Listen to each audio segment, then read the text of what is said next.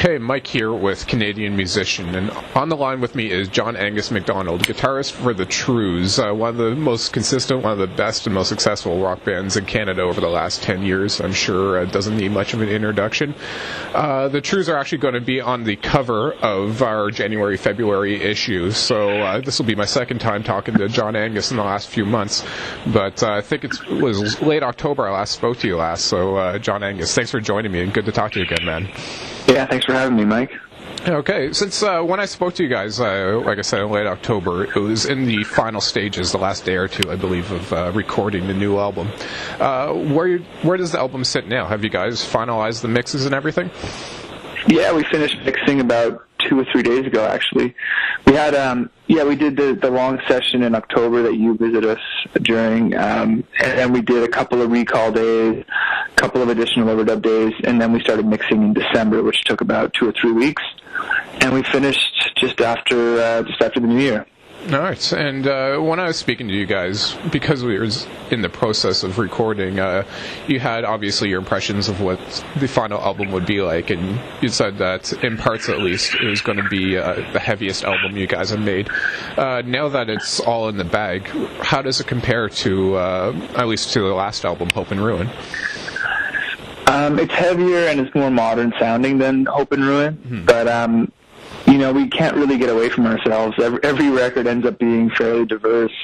And sure, there's like really heavy moments. And by and large, the whole thing might be our most modern sounding recording to date, but it's still got, acoustic-y type ballads, and it's still got, sort of, halftime jams, which we sort of like to do all the time. And but it does have some really heavy moments, so it ends up running the gamut, just like all the other records do.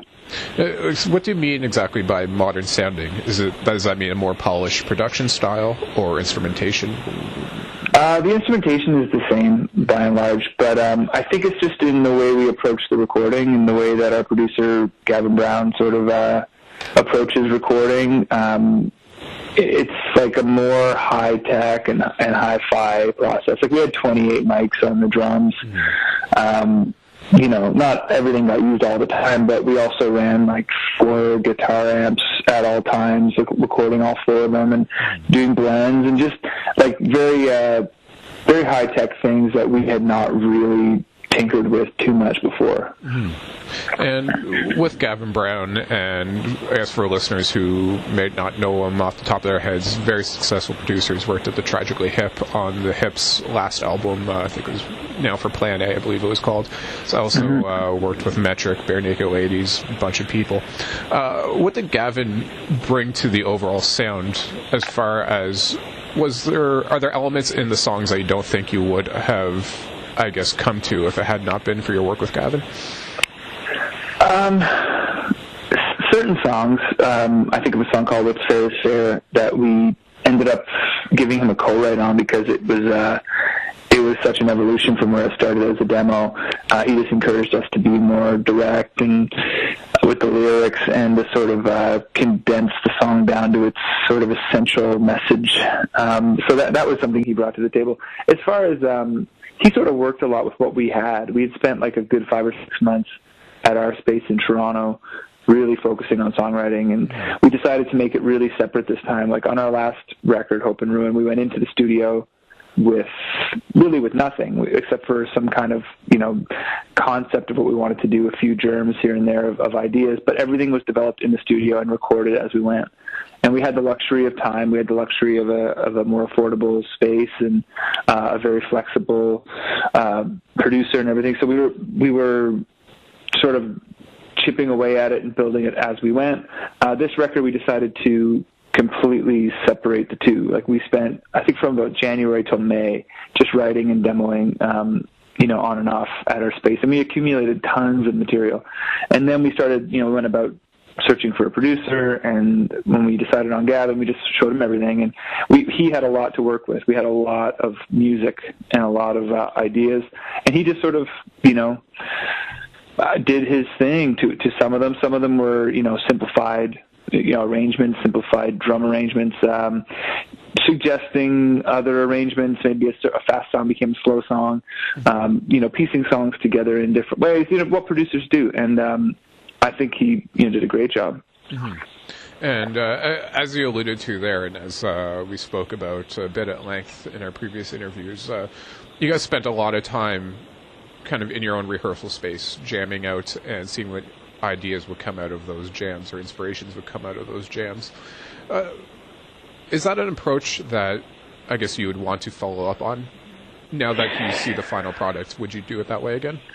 Yeah, we don't really know how else to do it in a lot of ways. Like, it's a mystery, man. Like, it still is a mystery. Like, if I had to write a new album tomorrow, I'd be like, how do you do that? Yeah. You know what I mean? Like, it's every time you go back in for a concentrated period of songwriting, I mean, there's always things that come to you and ideas that are you have kicking around and riffs that sort of come up weird times. But as far as like, hunkering down and focusing on writing goes, it's a complete mystery, and one of the ways we've managed to like try to work it into some kind of format or some kind of schedule is to just do it a lot. And one of the ways is just jamming. And like a whole bunch of the songs came out of just playing music together in the space. And then something takes hold, whether it's a riff or a rhythm or a melody. It's very rarely a lyric first, unfortunately, because that's always painstaking. But that's where it starts, and then it kind of grows from there. And I could think of songs like Where There's Love and Fair is Fair and Rise in the Wake all started that way in the morning. These are all songs from our upcoming album. They all started that way. We didn't come in with anything more than maybe a few ingredients, a riff or a rhythm or a melody, and then from there the jams took on a shape of their own, and all of a sudden you've got a bridge and you've got a chorus, and all of a sudden the chorus is better than the verse, so it becomes the verse and you get a new chorus, and like it just sort of rolls from there. But we definitely just use the getting together and playing music on a fairly regular basis as the sort of like starting point every time we set about writing for a new record. And when we're talking about writing from the jams, is it truly jams in the sense you guys are just spontaneously playing, a 30-minute jam or whatever, or are you guys consciously trying to formulate songs while you're doing it? No, we're idea hunting is what it is. Like, we're not doing like a Grateful Dead thing where we're just like, riffing out on something forever and ever. I mean, I wish we could. I wish we did. I mean, I love that band, but it's like we do. We're idea hunting, you know what I mean? Like, it's like, and sometimes it's very chaotic and disorganized. If you were listening outside the door, you'd be like, this band is insane, but like, it's just basically about chasing the next idea. And when something catches one of us or all of us, then we stop and we sort of like start again, hone in on what is it that was about this that was good and what could it be. And everybody starts to throw in, this is on our best days, these are the days when it actually works. But that's sort of the process, Do you think the fact that was the process for this album, combined with like you mentioned, that there are some of your heaviest elements for a Trews album that you guys have recorded today, do you think those two things went hand in hand? When I speak to a lot of bands, it seems the impression is that when you're writing by yourself, you're on an acoustic guitar is when you get more melodic, more, I guess, soft. But jamming, it's often fun to just really rock out. Do you think the heavier aspects came from that approach? Yeah, the riffier aspects for sure. It's always, like you don't really like dig into like a heavy riff when you're watching TV and noodling on your acoustic guitar or something, But it's always you're right. That's always an element of playing together, in a room at full volume. I don't know how you could write a heavy thing any other way. I mean, if somebody out there knows, give me a call. Let me know. And I know none of us have heard the album yet, but is there a couple of tracks on it that stand out to you as, I don't want to say potential hits, but just as some of the favorite stuff you guys have done?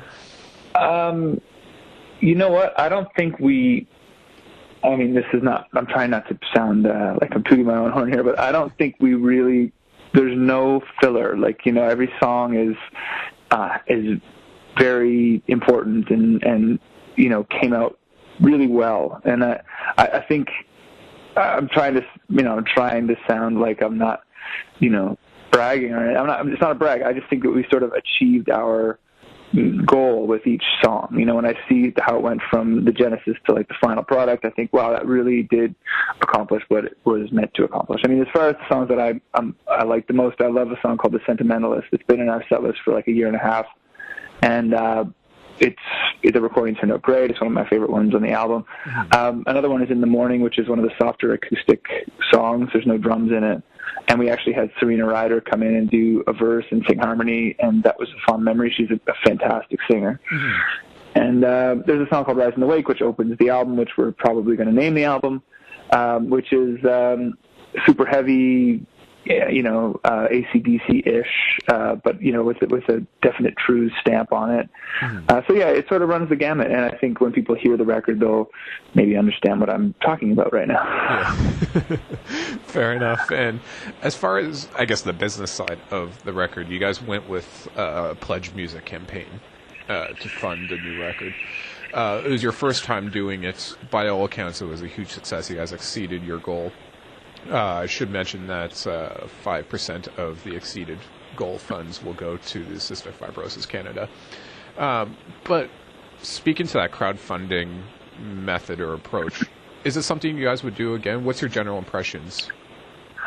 I think it was a cool experiment, and I'm grateful that it worked. It's a totally new landscape out there, you know, and I think that it's a good time for a band like us who have fans and have a fan base to sort of experiment with something like this, to sort of test the waters as far as like going forward goes. I mean, I'm grateful that we have fans who care enough to gather together and say, yeah, let's have another Trews record. It came at a good time for us. We were between labels. We could try something like this, and also it was a huge opportunity to give back to the fans, because there's so many pledges that, I mean, it's all fan based. It's all reward based, and you can get on the phone with the band, or you can buy a lesson, or you can come visit us in the studio. We even had a bunch of people come into the studio and sing and clap on a bunch of songs, and all that stuff ended up on the final album in the mix. So I think it was like a kind of a win-win. We get to make a record, the fans get to have all these great experiences. As far as like doing it again, it's a very involved way to make a record, which I'm not sure is a bad thing. It just keeps you on your toes. You're constantly updating, you're constantly feeding back. And I think that, you know, that's sort of indicative of the new, you know, era and the new paradigm of being in the public eye and being an entertainer. Is people want content 24/7, you know, so it certainly plays into that. I can't really say from this, like our pledge campaign is still open until May, right? You can still buy in advance, and you can still buy pledges until the record comes out. So I can't really say from this far away if we'd repeat it again necessarily, because in 2 years the industry might look completely different again, you know. Certainly that's been the cycle since we got into this business. It's like every 2 years there's some new major trend and some new major thing everybody has to do. So it's not that we had to do it. I just mean, like, you know, Twitter wasn't around and Facebook wasn't around when we started in a band, you know what I mean? Like, all of a sudden now if you don't do that, you're like a pariah, you know what I mean? So there's always these new things that are just taking the industry and toppling them over, and, you know, we're all just sort of on our own trying to figure it out and trying to, you know, make sense of it and make it work for us and for our fans. So it did work really well this time around. It was the experiment worked. It was a success, and I'm glad it did, and I'm glad it led to this record, and I'm proud of the record. Whether we would do it again tomorrow, I just can't say right now. Yeah. Does it change your mindset at all, as far as, because when you're doing the crowdfunding thing, the fans, or at least the fans that are pledging, have a much more vested interest in the album than typically a fan would, where they're just, you know, looking forward to it, hope they like it, they like your band, that kind of thing. But now fans really have an impact on the album. Does that change your mindset as far as trying to make something for the fans? Well, it makes you want to deliver. I mean, it makes you want to deliver an album, you know, that they're going to love, you know. And I think what we've realized too is that you can't just do the exact same thing every time. People want to see you grow and progress, and that's part of delivering what the fans want. They want you to sound like you, but they want you to be pushing yourself as well. Yeah. So that's something we kept in mind, something that was a part of our mindset going into the record, and really just trying to deliver 12 of dynamite songs that we think people are going to love. I mean, as far as I can't control how people are going to feel about it, but I really feel that if you loved our band up to now, then you're also going to love this. Before when we talked before, you said something interesting as far as the perception was you guys always made great records, but you're always also just known as a fantastic live band. And as you said, the fans would say, you got to see these guys live. And you said, all right, we've done that. We've toured every city in the world, but now you kind of want your album to kind of be the opening act. Yeah, it'd be great to have the album do the work for us, a little bit. It's your album precedes you everywhere you go. When you have a reputation like ours, people a lot of times wait. They want to wait to see us, because people hear that we're great live. And I think that, a live performance lasts for as long as you can remember it. Whereas an album will live on, and I think we've made good albums, and I think this is another really good album. I certainly think that it'd be great to be known for both, for making great records and for putting on great shows, because at the end of the day, I think I mentioned this, or Gavin or I mentioned this in the interview we did with you in October, that, one is theater and one is gone, after you perform it. And the other is like making a movie which lives on and has to stand up to repeated viewings. So there's that. I'd like to be good at both, Yeah. Kind of wrapping up, I know we're running out of time here, but I don't think I mentioned it at the beginning, so I'll mention it now. The new album is tentatively titled Rise in the Wake, and before we got on the phone, you said it's also tentatively scheduled for a May release date. Is that correct? Yeah, it was originally going to be April. It's looking like it's going to be early May now. So it's I keep your eye on our website. It will, as soon as we know for sure, then the public will know for sure. All right, sounds good. Is there any plans for a lead-off single, or is that planned yet? That's still all up for debate. It hasn't even been mastered yet. So it goes to mastering next week, and then we start to have the single discussion with the powers that be. All right. Well, good luck with all the finishing touches, man. I can't wait to hear it. Thanks, man. All right. Cheers, man. I'll talk to you soon.